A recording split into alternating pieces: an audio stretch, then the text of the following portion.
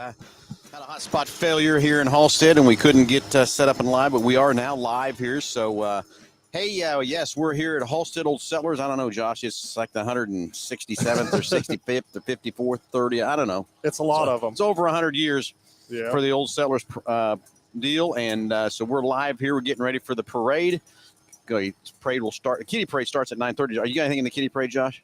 Really? Yeah, there's a kitty parade. I didn't know that. Yeah, they have little kids in the parade, so I figured you had your trike out or something. You know, now that I know that, next year, boy, watch out. Watch out, right? so yes, we're in the biggest little city in Kansas. Yes, my hometown. And we're out in front of the high school here getting ready for the parade. And, yeah, Josh and I are going to have a little firefight in the truck today with the T-shirt cannon. From that part. But, hey, it's a call-in show just like every Saturday and everything else, too. So if you want to call in and check us out, 316-462-3673. Hey, that's the number to the front desk of the dealership. Tell the girls you want to get patched in the podcast. We'll get you a great price package valued over $130. Josh, got everything dialed in and ready to go? I apologize. Everybody seeing my best side, the back side there for a little while. But, yeah, getting everything set up, and I think we've got everything finally dialed in here. And, for each and every caller that calls in gets a prize package. We'll mail it out to you. But it consists of the Works, which is an oil change and tire rotation. We use Motorcraft oil and filter products at Mel Hambelton Ford.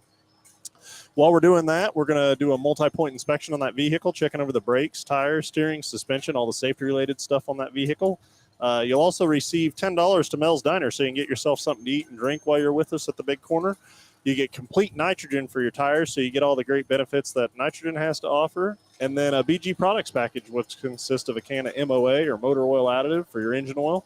And then CF5 for your fuel system. Again, just getting that vehicle geared up and ready to go for that next 5,000 miles of driving. All right, so let's get the phones ringing, 316-462-3673. Once again, we're live from Halstead, Kansas for the Halstead Old Settlers. It's a great weekend here in Halstead, and yeah, Josh, I kind of missed the old great race last night. So I was wondering about that. I'm guessing, bittersweet on not having to be out and run. But, that does something that brings a family together and all that stuff, too. So I understand that. My family did that great race for 20 years. I think this is the third year we've now missed the race from that part. But that's okay. Hey, we're here live today to head through the parade. Josh and I are going to have a little T-shirt shooting. There was no bragging rights or anything like that. Was there? Yes, there was. Yeah. Oh, yes, there was. That went along with that, was there? Yeah, that was a fun time for my dad and everything else, too. But so we're getting ready for the parade. The ice cream truck will be here shortly. But, Josh, we've also got the car show over the Scout Cabin that we help sponsor the trophies and stuff. Got some neat trophies this year from that part. So the Wichita Pontiac GTO Club is helping us take that off over there at the Scout Cabin. So if you've got a hot rod or whatever, need to get it out for the car show, you need to come check it out. We got some great dash blacks for every participant. Half of the money goes to Old Settlers. Half the money is going to go to the Sheriff Coonsey's GTO Club. So get your hot rods, come out. And, Josh, I'm sure we'll start seeing some hot rod. I passed 3 or 4 coming in off of the Bentley Road coming in here today. Some pretty cool stuff going to be here. So lots of things to do here in Halstead. So you don't want to miss it and everything else, too. So, Josh, I kick myself in the butt every year. I seen Thompson's Standards truck come by, which is the guy that my dad bought the station from. I got my dad's Scout. I got my father-in-law's tractor. Sometime I got to get all those things together and take the time, but this run. Go. And I tell myself every year, I look at these old farm all sitting over here and stuff too. And I remember cruising the parade and that thing. So, here's what it is, right? Too many irons in the fire, right? That's exactly what they say. And, I think we definitely get the opportunity to have too many irons in the fire for sure. But, it is nice seeing all these vehicles out and running around. And, I always wonder, when you come to an event like this, is where are these things like the rest of the year? You see that show barn finds or whatever, and that's exactly what a lot of this stuff is they just got them tucked away somewhere and bring them out just on occasions like this. I don't know where they are either, but it blows me away. The hot rods are out and about too, that show up at these shows, and here sooner or later we'll see some few of them come through here like we always do every year. So we're a little early for some of that too, I guess. So as we get closer to 10, we'll make that happen for sure. But it's I always enjoy doing the show from here. I'm not sure how much the listeners enjoy because it's so easy to get squirreled around here. You just be talking about something and wow, that was really shiny. Yeah, what was that? And so then it's definitely one of the things that you just gotta be on with us and view from that side too. So this big old thing that just pulled up here, I passed him on the Bentley Road too. He's wide open, wound for sound, doing about 28 mile an hour. Yeah, that is that's pretty big. That is a big truck, isn't it? So it can definitely haul some stuff for sure. Not sure where the tractors went, why they took off on us, but they did. The tractors took off on us and left. So I don't know what probably happened. Making too much noise, if I had to guess. So I think they've got them. They've got it divided out when I registered over there, depending upon what you were, and so I think they got them in sections. So I'm guessing the tractors took off over there. So, well, I've got one of the things I was. Seeing all these older cars running around here and stuff. The boys and I were online looking at some stuff last night on older cars and, just their opinion of what was cool versus mine. I bet there is a difference of opinion there, isn't there? It just blows me away. I was looking at an Olds 442. So they had a Hearst edition version 442 of those. Hearst, yes. 68, 69, somewhere in there. So it was actually a little newer. This was an 84, had T-tops and stuff like 84? that. Okay, yeah.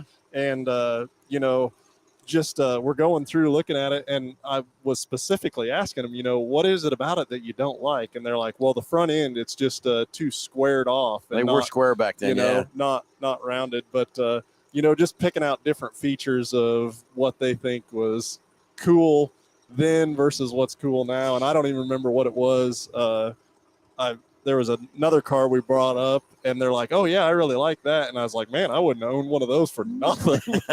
Well, let's look right here. This Cornet sitting over here. Yeah. And it's got the slots on it. I can't tell if that's ETs like was on my Chevelle, but look at the white walls. Yep.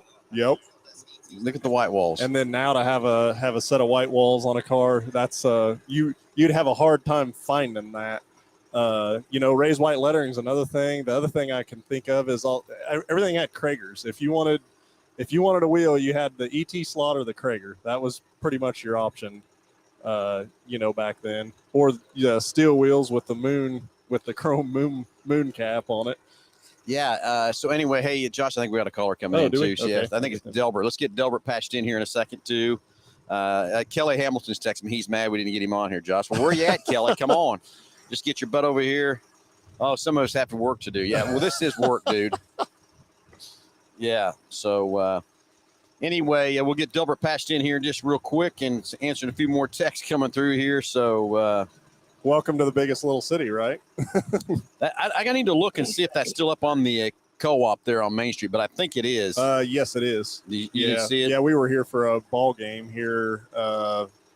It was a week or so ago. Well, no, it's been longer than that. But anyways, I do remember seeing that. So good morning, Delbert. You're live with Under the Hood. Good morning, gentlemen. How's everything going out there in Old Hutch? It's going really well. Really well. Ken, how you doing, buddy? Good, buddy. How's it going? It's okay. That's Ken Hunnell. He has opened up a body shop in Hutch, in Stan Richards' building. So yes. So good to see Ken here and stuff too. But well, Delbert, what's happening, buddy?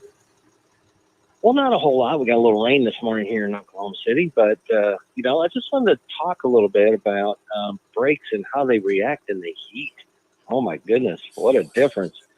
So those people out there that going, well, my brakes don't feel like they're working as well, and that's probably a true statement. That's more than a true statement. We've been having. Yeah. Heck, I don't work well in the heat. I don't know if you guys get. I understand that, but for those people out there that don't work on cars, and it's like, hey, my brakes kind of feel weird when I'm stopping hard. So, and I've noticed it over the last couple of years with my car, and I put new brakes on it, went back to OEM just because I know they work well, and they're designed for the car to work well. So, I'm gonna tell you, brakes, they act the same. Yeah. Brakes have come a long way, and we get so. Yes, they have. We get so. We rely on our brakes too much because how great they are. If you go get in an old car that doesn't have power brakes today and try to stop one of those, you almost want to pass out because your stomach's going away from you. You don't think that thing's going to stop. But we do rely so hard on our brakes today because they are so good and so well designed and engineered. But we forget about how they were years ago, how old those brakes were and how well they didn't work. So what They did work, but yeah. just not that good. Our stopping distances were crazy. What blows me away is you'll have a car every once in a while that will come in with a mechanical or needing a mechanical repair, and like the booster will be out of it, and you get in it and you don't realize how used to them that you're working you are. And so just even pulling up to a garage door or pulling one out of the service drive or something, and then you go to hit that brake and there's no power assist there, it'll Yeah. you'll need to change your underwear if you're not careful, for sure. And so we'll come through and we're at no brakes on the windshield real big in front of the driver, so that everybody getting in and out of that car is aware of that. But I think that's something that somebody going through like a driver's ed course or something, I think that should be actually part of the course, is trying to drive that thing with no power assist, just so you understand how reliant you are on the brakes. It's crazy. Yeah, you go back to the days of drum brakes and no power brakes and all that kind of stuff. And now today, I still remember when they first started introducing analog brakes in the mid 80s,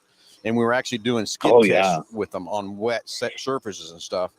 And what I couldn't believe more than anything is just putting analog brakes on a car. I thought it would give you more control, but I mean, it really did stop down the distance it took to stop a car. I mean, like in half. So you take and shut off analog brakes even today, and how much difference that makes. But again, Delbert, what you're saying to us today too is it's getting this hot weather. We rely so heavily on these brakes, and we still don't realize how good they really are even in the hot weather, because we're so accustomed to how good they do work. But it goes back to, again, making sure you have those brakes inspected every time you get an oil change to make sure how the wear is going on and what's happening with them. Well, I think we can talk about hot brakes too, in the sense of when I think of hot brakes or operating hot brakes, I associate that with warping the rotors. Very much so. And that's something that it is very hard to prevent a vehicle from the rotors getting warped over a long period of time. And as a consumer, when you drive a car on a daily basis and it just it's something that progressively or slowly worsens, you really don't notice it. But then, when you take it into a service center or something like that, and somebody jumps in it that doesn't drive that car every day, it really sticks out. And, those vibrations come from those rotors getting hot and then going through like cool water or whatever, and cooling that. It's like heat cinching the rotors, and then they cool off real quick and they warp. Or removing a tire and then putting it back on and not torquing it properly, or the wrong installation as far as the lug nuts go, as far as pattern. But warped rotors are, in my mind, almost a safety hazard too. Oh, I get it. I mean, I tell you how many cars I get into, and the warping of a rotor and the pulsation comes in so gradual, you get used to it. You don't know what happens. But we get into a car and that's the first thing I pick up on. Mm-hmm. And the customer doesn't even know it even happened, because they're just so used to how it gradually started happening and everything else too. But a warped rotor, I mean, it's going to kill your stopping distance too. So exactly. And, like I said, we've had a lot of 100-degree days down here. We haven't had any of those, though. Just noticing. I know you have. That's why I thought it's a good topic to have. Because you go to stop and your stopping distance has increased because they get so warm when you're driving down the highway, and because I don't think people understand that your brakes are still somewhat touching every time you're driving, and that can warm up the rotors as well before you even hit the brakes. Then you add the heat of the day and the heat of the roads and the tires and everything else going on. Yeah, that thing can take a little bit longer to stop, and I don't think a lot of people realize that when they're out there that's tailgating somebody. We can run these brakes probably get, I don't know how hot they get today, but at least 1,500 degrees on a hard braking situation. But back in the day with those other kind of pads and stuff, we got to 200 or 300 degrees probably. We're having brake fade. And brake fade, yeah. And then the other thing that people don't think of is what that does to your fluid. So the brake's that hot, all that temperature, all that heat transfers into the fluid, and it'll boil the fluid. And then that's where, brake fade comes from, is when that fluid is boiling, then it's not able to be compressed because you have air in the system, essentially. Well, let's go back to that. Years ago, all we did was keep adding brake fluid. We never did what we call a brake flush today like we do, because of how much hotter these things get and everything else, what it does to that. But trying to keep that fluid from not boiling. I mean, that's where the brake flush. I mean, I first remember we started introducing that, Josh. God, it's been a long time since we started doing that, because we realized what that fluid's doing in there and the heat that it gets. But the other thing that happens to that fluid is it can get moisture in it, condensation, and that's terrible on our brake system because guess what? Water does what? It compresses, and that's where you get your brake fade real quick Compresses real and fast. corrodes and everything else, and then you get contaminants from corrosion. And it's and I think just about every manufacturer at this point has adopted a brake flush. I think so too. Yeah, because they realize that too. They've got to get that fluid changed. Because as much as, again, as the manufacturers do their testing and stuff too, they realize that condensation can absorb in there very easily. And here we go with brake fade. And that's all we need is a brake fade because all that does is give you takes on more stopping distance. And guess what that happens? Yep. More wrecks. Yep. So, think about if we took all the So what do safety you cabs guys out of the car. recommend for that as far as fluid exchange? I say What do you guys recommend? 100,000, I say- 50,000? I mean, I say we do it every time we do a brake job for sure. But the other thing is, Delbert, we have a test strip. I mean, it's kind of crazy to think he's about breaking that. stuff. We can take a test strip and test down into the brake fluid, and we can tell now when that fluid needs to be changed. I'm going to flip gears here a minute to Jake's race car. I change that fluid about every 10 races just because the heat that he's putting that under and everything else, it's under extreme conditions, for short versions of that situation. But about every 10 races, I'm changing that brake fluid out of that race car. And I'm going to tell you, I used to use the test strips, but anymore, so I look inside that master cylinder. As soon as I see the color is just starting to change, boom, I'm changing it. Because you know what? I don't need that brake fade in that race car like anything else. But that's the same kind of a situation going to happen in your car. But so I would say every time you get a brake job, you need to do that too. But again, that test strip is very crucial of testing that brake fluid. And we do that on the multi-point inspection. Put that test strip in there and see where it's at. And there's many times I will say, Josh, that you'll flush those brakes even in between brake services. Yep. Yeah, for from sure. that part. So love the What test kind strip. of a process is that for that to happen? Every car is a little different, depending on the system you have and all that kind of stuff too. But the best way that I like doing it is how BG does it, and that is a way of you can pressurize the system, but then you can suck it through the system too, through a suction process. But then Josh, you kind of got to get me up to date a little bit on the analog brake side of this. The first thing, and then that's the other thing that is analog brake systems in these newer vehicles and what you have to do to be able to get all the fluid out of them. But the first thing we're going to do is extract all the fluid out of the reservoir and clean out the reservoir. Then you won't believe some of the stuff that's in the bottom of that reservoir. That's in the reservoir. So after that, then they're going to put new clean fluid in the reservoir, fill it up. Then we pressurize the reservoir. You're going to go through and cycle the ABS system with the computer and activate that to get the fluid pushed through there. And you're going to go through each wheel. They start at the furthest away from the reservoir and then work the way to the shortest one to the reservoir. But the thing is, I mean, the amount of fluid that we pump through that system versus what it holds, it's like 2 to 3 times the amount of fluid. So you get a higher exchange rate on that fluid just to make sure that you're getting really good clean fluid in there. Well, and getting all the residue through the lines and the residue from the heat that builds up in the in the cylinders on the wheel cylinders is crucial too. Because I mean, think about if the brakes are 1500 degrees, how much that brake fluid get?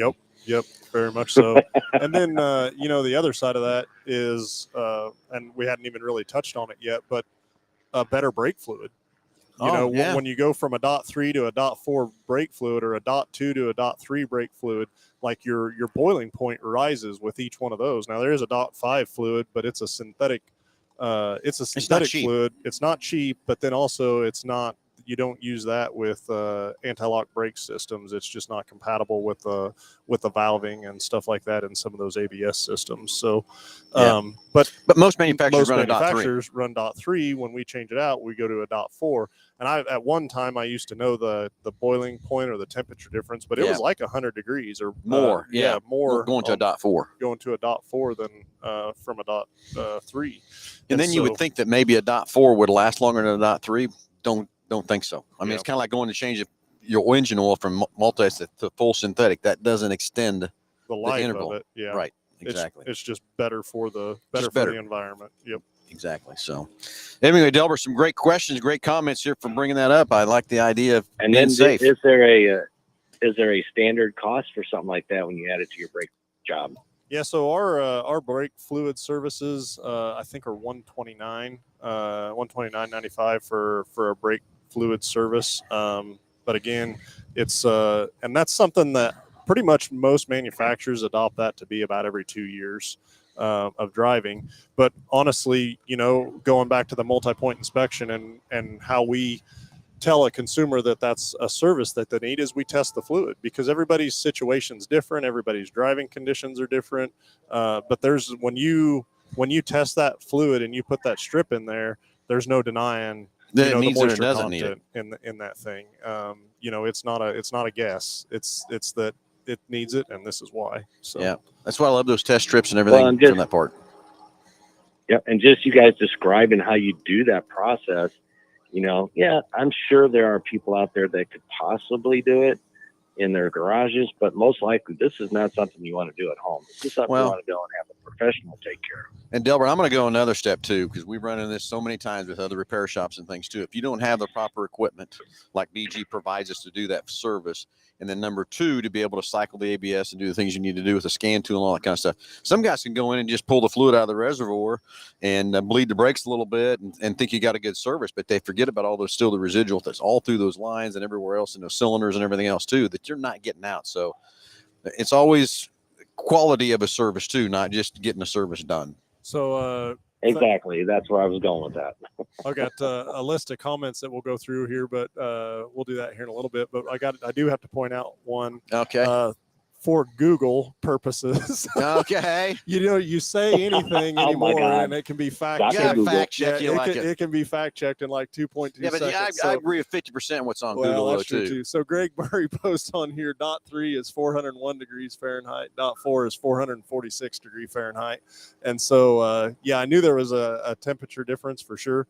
But how much was it again? 401 for .3 and 446 for God, I thought it was higher than that. Again, that's what I'm reading. I don't know. Greg, fact check that again, buddy. Yeah, do another search on something else. Make sure that's right. I thought those fluids were a lot higher than that. A bigger temperature change. Yeah. So, and then the other thing rolled by here, and I don't know, we should have had him run through the screen here, but we got your bike that you're going to be riding through. The hell I am. This thing I can ride that.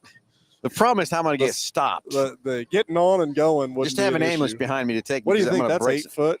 The seat on this bike is probably 8 foot. It has to be. Look how it's a good. Yeah, I mean it's. Can't say exactly how tall it is over his head, but it is way over. I want to see how he gets on and gets going.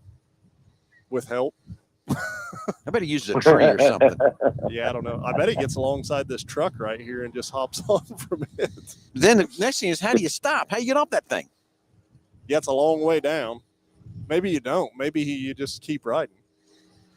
Yeah, I don't know. That's crazy. I can tell you I'm not getting on that thing. So, yeah, the Google fact check machine there. So, yes, great topic, Delbert, on the brakes and talking about that during, the heat of the summer and stuff like that for sure. Brian Joy. All right, guys, you guys have a great day. Get some other callers coming in. And if you guys go on YouTube, like, share, subscribe for that, get it out there so we can get them up to over 1,000 people on there subscribed so they can start to get some monetization going on there. Okay, guys, have a good day, and we'll talk to you next time. Thanks, Delbert. Have a good weekend, buddy. Yep. So let's go through. Yeah. All right, 316-462-3673. Hey, let's get some phones ringing. Let's go. We're in the biggest little city in Kansas, getting ready to kick off the Halstead Parade. The ice cream truck will be here shortly. All kinds of activities going on here today. But, hey, if you got your hot rod and you need somewhere to go hang out today, come to the Scout Park here in Halstead. We've got the Pontiac GTO Club here putting on the car show for us this year. We got some cool trophies, some cool dash plaques for every participant that comes in. There's going to be a lot of great rewards and stuff. We added a few more trophies this year, Josh, for different prizes and stuff too. So excited for the GTO Club helping us with this car show this year. And half the entry fee is going to Halstead Old Settlers. Half the entry fee is going to the Coonsey GTO Club to help get that GTO. And then, Josh, I'm telling us, they're selling this in August or September. They're going to unveil that car in a private viewing for the family and everybody. And then shortly after that, we should have a live view somewhere displaying that car. So those you don't know, the Officer Coonsey that got killed in action, can't remember exactly when that was, 18 or 19 or whatever. He had a GTO that when he retired, he was going to restore. And him and his daughter were going to restore that car. Well, they never got that chance. So the GTO Club found that out, took the car, and completely did a frame-off restoration, and doing all this through raising funds and donations and everything else too, to help get this car. And it's running. I've seen a video of it running. Yeah. It sounds good. Very good. It just sounds really, really good. And the first initial fire off, it fired right off. I mean, it Yeah. wasn't one of those deals crank, fire, like you used to and everything else too, but it fired right off. They got a few more touches and things to go with that car. But half the money today for your entry fee is going to go towards the GTO club to help them keep getting that car ready to go. I can't tell you how many thousands of dollars it's taken to put that car together. Oh, yeah. But it's a cool looking car when it gets done. I haven't seen the car, just telling us what it's going to look like and the color and all that kind of stuff. It's going to be a cool car. So get your hot rods out. Come to the biggest little city in Kansas. Come check out all the festivities here at the Old Settlers Parade and things. I don't know what else is going on here today. I know the great races last night. The mud volleyball was last night. So I don't know what else. This morning we were cruising around and there was people for whatever reason running. I'm sure they do some sort of run. Yeah, I think there's some kind of run, but that ain't. I'm not sure. Not me. I don't know why they were running. I told you, Josh, I want to take up running when I see someone doing it that I can tell they're enjoying it. that they're having fun at it. They're having fun at it. I haven't seen one person running yet. In fact, today I was coming down to Bentley Road. There was a guy, he was running along just in his shorts and shoes, no shirt on, a bottle of water. He didn't have no smile on his face. So I'll go through the list here on the Got some more chat. comments? Yeah, so good morning, Greg. Good morning, Joe and Jason. Jim as well. So good morning to all you guys. So Josh, says we are in Halstead this morning. So that is correct. We're at Old Settler Days here in Halstead. We've got Nick says good morning. Rex. So Rex back on today. Rex wants to know. He says, "Will that thing do a burnout?" And I'm assuming he meant maybe the bicycle. I don't know. What do you think he meant on would do a burnout? I'm guessing he means the Raptor. The Raptor. Yeah. It will. Yeah. Trust me, it will. I think it will. So we may prove that. No. Then we've got Phil. Rex again says Phil on a bike. I'd like to see that. Yeah, I bet you would too, Rex. Not happening today or tomorrow. And then that exercise is bad for you, just so you know. Just like water, it's bad for you. And then Greg says he's not arguing with us. He just it isn't scientific, just trying to help. So I appreciate that. And I was not arguing with you either, Greg. I just I was bringing up the comment, and this has nothing to do automotive related, but I'll tell you the story about Google fact checking. Oh yeah. So I was walking through parts one day, and there was a on your screensaver on the computer. Yeah. You know how it'll randomly change and Yeah. put a picture of something on there. Anyways, there was a picture of this bridge on the screen. Well, the night before, for some stupid reason, I was sitting at home and my oldest son was watching a documentary on bridges, and they were going over the one in California that I don't know, it was in the 80s that one. Hey, not to interchange here, Josh. Go ahead. There's your speed right there. Now we're talking. Anyway, sorry to interrupt. No, Hold hold on. If you go get on that bike, I will ride that through the parade. I will make a deal with you right now. Oh. Hold on, we got to flip the camera around so they can see that. Go ahead and tell me if I hear. I'm going to flip the camera around. We'll get this flipped around here so you can see what. Yeah, there you go. Yep, that's it. You're in. So I will ride that through the parade if Phil will get on that 8-foot bike that we've seen and ride it. Josh, through the there's parade. two issues we got going on here. Number one, I don't think you can fit in there. If you're long on legs, I don't know where them legs are going to. You have to lay off the side or something. I'm So telling I don't think it's going to work. I'm thinking. No. Don't count this out on me because I'm in. Okay. I seen that roll up. Okay, so back to the bridges. I see that thing roll up. I had to stop. We got another caller here, so we'll get him patched through. Anyways, he was watching this documentary on this bridge. It was the bridge that when the World Series happened, the cars drove off into it. There was an earthquake that happened. Oh yeah, I remember that. So Yes. anyways, there's a documentary on that. Well, the screensaver that was on that bridge, I said, "Hey, that's that bridge," and I said the name of it. So then everybody in parts is like, "How the hell do you know so much about bridges?" or whatever. Well, anyways, they Googled it, and it was a different bridge. So I went from being an estranged guy that knew way too much about bridges to somebody that was completely stupid in like 2 seconds, thanks to Google. Are you sure Google was right though? That's the next thing. Yeah, that's the other thing too, for sure. So yeah. Anyways, let's go to the phones. Let's talk to Jordan. Jordan, you're on live with Under the Hood. Can you get us back on track? I'll tell you what, I want to get you guys on track. I'm up here. I'm in the sprint car capital of the world for the Knoxville Nationals. I call you guys every year on this Saturday morning. What is it going to take to get you Up here, Phil. Planning is what I'm going to tell you. I'd love to be Well, up there. Fire guys think they're funny, I don't mean, they? No, Jordan, really honestly, me and Look at this. Look at this. what the world is that Old thing? milk truck. Yeah, anyway, Bill Johnson talks to me every year about going up there, and it never fails. I never realize when this is and everything else like that. You know, we're racing all the time and everything, Jordan, but I could just never get it fit in my schedule, and it pisses me off that I can't get there because I would love to be there in that arena and in that racetrack and in the fun, because I know it's just a blast there, isn't it? oh, wow. So, I'm 40 years old, and this is my 38th consecutive Nationals. Wow. I absolutely love it. I look forward to it every year. It's my favorite. The only thing I hate about it is it's like as soon as the Knoxville Nationals are over, it's like summer's over, like everything, go back to the garage, school starts, but it's a way to kick off the summer. And you talk about Bill Johnson, he's got, I talked to him last night. He's like, man, I try to get Nightingale up here, get them MH Ford guys every year. He's like, he's maybe one of these years, but you got to get up here, man. It's the granddaddy of them all. Trust me, I know. And like I said, Bill and I talk about it every year, and I just never have enough advance notice to get the race schedule changed around or whatever. And what I need to do is I need to go put it on the race schedule next year and just schedule our races around it so I can get up there with that deal, because I would love to be there. And this is the king daddy of the 410 sprints, right? Yep. The biggest 410. It's not the most paying now that Tony Stewart has got the $1 million race, but as far as the prestige wide, it is it is the one. It's the national. It's the Super Bowl for these guys, and anyone in 410 sprint car racing is here. And what makes Knoxville so cool and so neat is it's a really small town. I mean, it's literally probably the size of Goddard.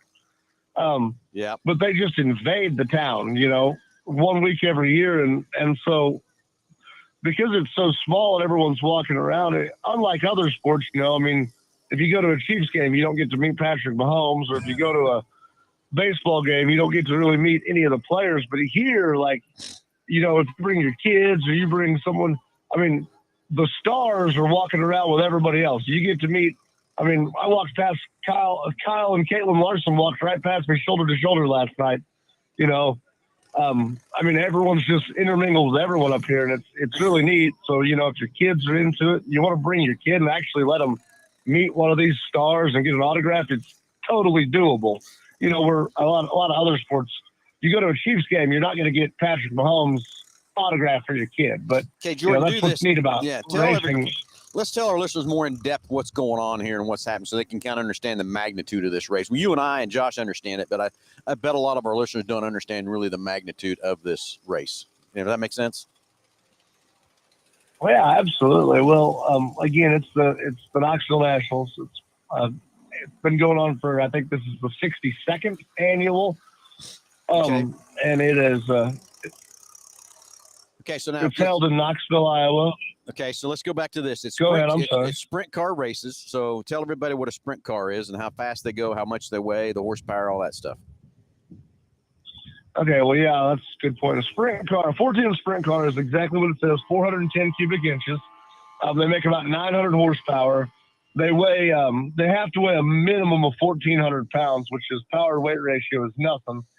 And then they've got the ones that are running up here are wings. So they've got a 25-foot square foot wing on the top of it. Okay. And they say performance-wise, the only thing that compares to it is a Formula One car. Okay, so let's go back to that. 1,400 pounds, is that with the driver, without driver? That's with driver. 1,400 pounds with driver. Yeah, so I think the car's probably 1,200, 1,250 from that part, and 900 horsepower. Okay, so now then they're running on. Is Knoxville? Is that a 3/8 half mile? How big a track is that? It's a half mile, which is big for a dirt track. You and I know that. Yeah. But what's unique about Knoxville is it's flat. It's not banked at all. Okay. And with it being flat, it makes it really, really racy because they run the top to bottom all across it. Where a really banked track, they tend to just get up on the wall and run around it. So I think that's what's made it such a huge deal, and what what the draw is, it's probably one of the raciest tracks you'll see. I mean, there's passing to the very end always. I mean, they never just line up and run nose to tail. Okay, so let's go another step. How fast are these cars going? That's another thing I know as a Yeah. listener would want to know. How fast are these things running in a half mile? Now, they're running between 120 and 140 miles an hour. And I hate it. I hate it when people ask me this question as a race car driver, because they don't understand speed is relative. So they're running 120 miles an hour, and you could say potentially, well, I can do that down the highway in my vehicle. Well, do it in the mall parking lot. That's the difference. Yeah. It's a lot faster. Speed is relative. I mean, they're on a half mile and they're on dirt. So that 120 miles, if you go scale speed, it's flying. Yeah, well, that's what it's 120, 130 average. So they're probably hitting the corners going in there at about 140, wouldn't you think? Yeah, I would imagine. Yeah, that's what they're averaging. So yeah, they're probably upwards of 140 when they enter the corner. Yeah, exactly. Jordan, we have some race cars coming here behind us. They're stock cars coming in behind us here, lining up and stuff too. I know this pisses Jake off too that I don't have his car here, but I just don't get a big thrill out of driving a race car down a parade. Is what I don't like to have happen from that part. But if you know what I mean. And race cars are for racing. Not driving in parades. Show right? cars are for parades. Right. And they're warming them up like they're getting ready to go racing too. That's the other thing. How about that? Oh no, they shut them off now. Gosh. So anyway, Jordan, where are you guys at? Man, we're in the biggest little city in Kansas. There goes Josh's Model A. See, look at how you're taller than him, Josh. Look at his legs. You're in trouble. You're trying to talk me out of this deal, and I'm committed. If you're going to get on that bike, I'm going to get on that deal. Anyway, Jordan, we're in Halstead, Kansas, my hometown. And so we're getting ready for the parade. Gosh. Oh, I know. And the worst part about it is I didn't even know. I thought, yeah, if this town could talk, holy smokes, would I be in trouble, buddy? Hey, so anyway, I've already heard stories. Okay, I'm going to tell. I've heard stories. Anyone I've ever met from Halstead, Now I'm going to tell you a quick story real fast. The statute of limitations has run out of this one. Oh, so a long he's going to time go ago. ahead and tell this one. But this is, I didn't do anything in this town that tore anything up or hurt anything or whatever, but I did some pranks to have some fun. But I never tore up anybody's cars or yards or anything else like that. Never did. Okay. But we have the teacher parking lot over here to the right, Josh. Okay. On the far end of that building over there is where we would go in for the band. You can see the band's getting lined up. And then over here to the left is where all the student parking's at, from that part. When the band would leave and go on their trips or whatever to go march or whatever, the band members would always just park up here in the teacher's parking lot and go into that building, which made sense. Okay, so Jordan, me and my buddies are cruising around one night and the band's gone. We see our buddy Scout sitting over there. And it's got the doors you can just open up and go, the removable doors and everything, but not real doors, the plastic doors or rubber doors. So we take his Scout and just push it out in the middle of the parking lot. It was easy. Put it in neutral, and we just pushed it out there. Drove around a few more times. We were laughing our butts off. Thought it was funnier than hell. So then we go get my dad's Scout, and we push 13 of those cars and just scatter them out through the parking lot out here. So, and we just, again, good, clean fun, right? Didn't hurt nobody's car, didn't anything else that. Okay. The next morning, I get called up for the police to call me up there to come talk to him. I go up there and he starts reading me my rights. I go, "What's this about?" He says, "Well, 13 counts of grand theft auto." I said, "What are you talking about?" He said, "Well, you moved from one parking lot to another." I said, "No, come on." It was a big joke, of course, whatever. But yeah, that's the kind of pranks I pulled in this town. Every time I pull here and stop, I think about how many those cars we pushed out of them. And we just scattered the parking. I would have loved to have been in that bus as they come around the corner and seen their cars all scattered around. Okay, so anyway, Jordan, sorry I got off track. That's hilarious. But you asked where we were at. No, that's okay. I actually heard Josh Prophet pulled a similar prank growing up in Haven, that he put racing flames on his horse and buggy one time and rode it around the town square. It was just at night, though, so nobody's seen that is what the deal was there. So, yeah. Thanks. That was just the rumor. Statute of limitations hasn't run out on that yet, Jordan. It has or has not? It has not, yeah. Yeah, that's too funny. Jordan, where are you from? Webb City, Missouri. Where the hell's that at? Yeah, where is Webb City, Missouri? Joplin. Okay. All right. Joplin. Just a suburb of Joplin. Suburb of Joplin. Gotcha. Okay. Yeah, I'm kind of worried about what you did in that town too. Because Yeah, can that so town there's if that statute of limitations probably has run out or has not? probably has not. So what? So How long are you in Knoxville for? When did you go up there, and when are you back? I cater for a bunch of the guys that have suites up here, Bill Johnson being one of them. So I've been up here all week, and tonight's the main of it. Tonight's the last night of it, and so I'll head home. I'll head home first thing tomorrow morning. Very cool. Back to Wichita and get back to work. So Yeah, because you're not working up there, are you? I actually am. I'm working my butt off up here, but you get to watch some good racing from the suite, so it's pretty fun. And yeah, Knoxville, Iowa, I guess if you're where you guys are at, to help your listeners a little bit, it's basically 6 hours straight north of you. When you get to Kansas City, you're halfway. Kansas City's halfway. When you almost get to Des Moines, you bust off on a country road, and you got about 20 miles of country road, and boom, you're there.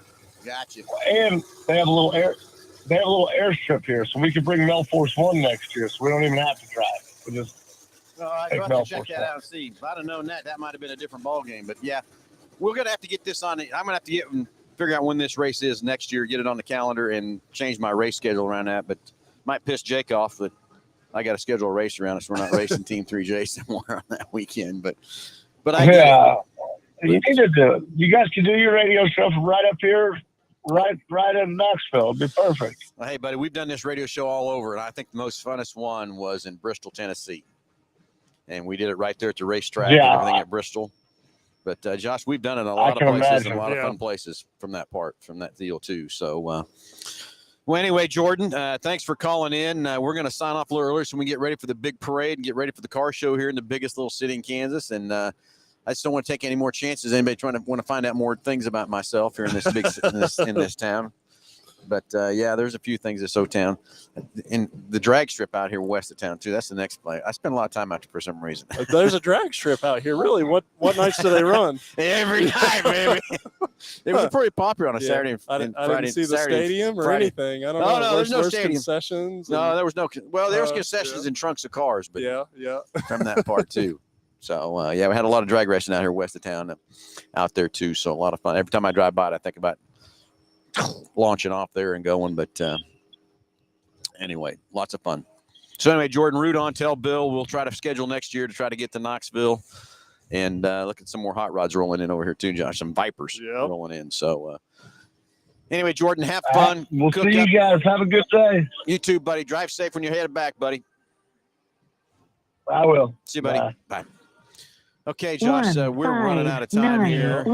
We got to get ready for the big parade and stuff. Again, if you got some hot rods, you need to get them out of your garage. Get to Halstead, the Scout Cabin, and Halstead Old Settlers putting on the car show. We got the Wichita GTO Club here raising money. Also, half the money in your registration is going to the GTO Club for the Coonsey GTO Restore. Half of it's going to the Old Settlers Car Club. Apple Graphics did some killer trophies that we're giving away. And Josh, if you got time, we have to do the deal. You have to go with me and pick up we got to pick the Mel Hambelton Ford Award. Okay. And everybody gets a dash plaque, all that kind of stuff. So lots of fun, exciting things going on here in the big city. So don't want to miss it. So I think we need to get ready for a parade, Josh. Okay. So, hey, everybody, thanks for watching. Thanks for listening. We're coming to leaving you here from the biggest little city in Kansas, getting ready for the parade. The ice cream truck should be rolling up here shortly. And everything else I left off, Josh? I think we're good. Let's go real quick. BG Products are all the great, God, I can't spit it out, Josh. BG Products, all the great preventative maintenance products we use. Big Corner Creative for all your advertising needs, vehicle wraps, window wraps, race car wraps, window tint, and of course, Go To Rent right inside Mel Hambelton Ford. If you need something bigger to drive or something to go on, God, I can't say vacation anymore. So summer's almost over. It's we're going to have to start talking about Thanksgiving here before too long. Okay, yeah. Getting cold for that. So, hey, everybody, thanks for watching. Thanks for listening. And we will talk to you next Saturday, 9 a.m.